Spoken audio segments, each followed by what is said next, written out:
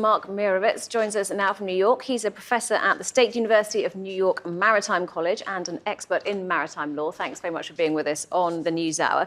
So both sides are conducting exercises and both seem committed to exploration. Where do you see this going? Well, first of all, the law of the sea is completely unsettled, so that's number one. So the idea of dispute resolution in that context is going to be difficult because Turkey never ratified the law of the sea treaty, and Greece, when it ratified the treaty, put all sorts of restrictions in place.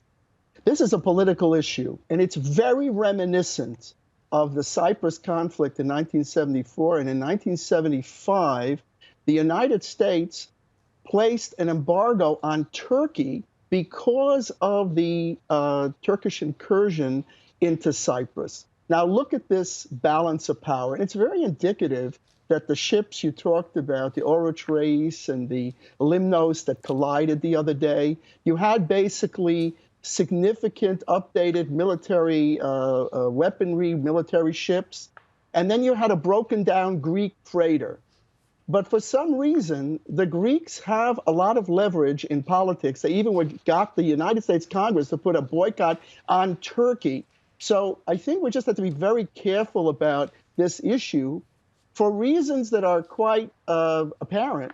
The EU, in many of these parties here, France, Italy, Egypt, everybody's on board to help Greece against Turkey. But I believe Turkey has legitimate issues and legitimate rights in its continental shelf. And furthermore, in connection with the island of Cyprus, it is very clear to me that and amazingly, that the EU accepted the Republic of Cyprus into the EU, but never considered Turkey's application.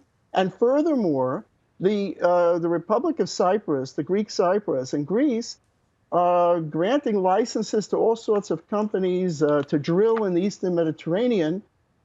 And then when Turkey wants to assert its rights in the Eastern Mediterranean, the public relations is that Turkey is creating provocative actions. So it's a very unbalanced, highly politicized situation.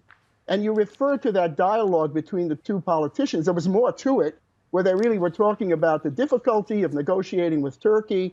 There just seems to be a predilection here to not to take into serious consideration Turkey's issues. And if you look at this issue recently, you see that the island, this little island of Castellorizo, this little Greek island in Crete, seemed to be able to produce gigantic rights for Greece, which are in derogation of Turkey's continental shelf. So at the end of the day, it's the law of the sea, but for real, it's politics.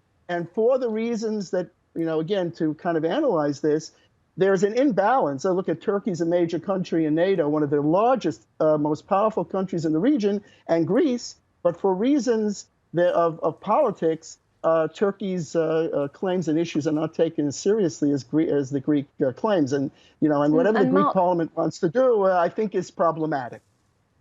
And Mark, I was just going to say, you mentioned dialogue. Surely the answer has to be in talking. That has to be where the resolution can be found.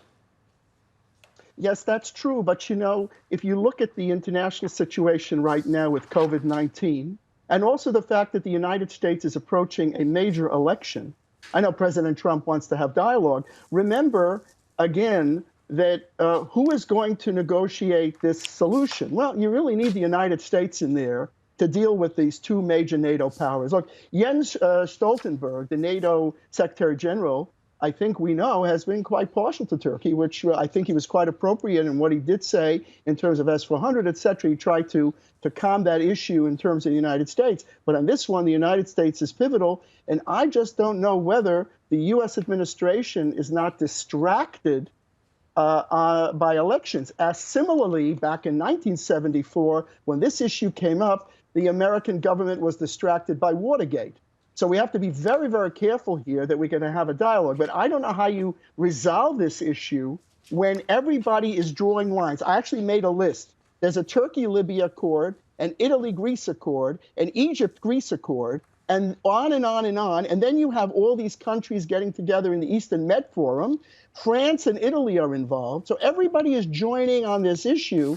But at the end of the day, How do you resolve when everybody's drawing different in the Libya accord, for example, and then this Egypt accord? So they're completely in contradiction with each other. So there is no way to resolve that in a disputes forum. So you need to have a dialogue, that's true. But the dialogue has to be a serious and sincere dialogue that also takes into consideration Turkey's point of view, which I just don't see it in what I'm reading in The Economist and elsewhere. But again, I want to go back. The Economist nailed it. They nailed it. They said the analogy here is to the series of Turkish frigate and a broken down Greek ship.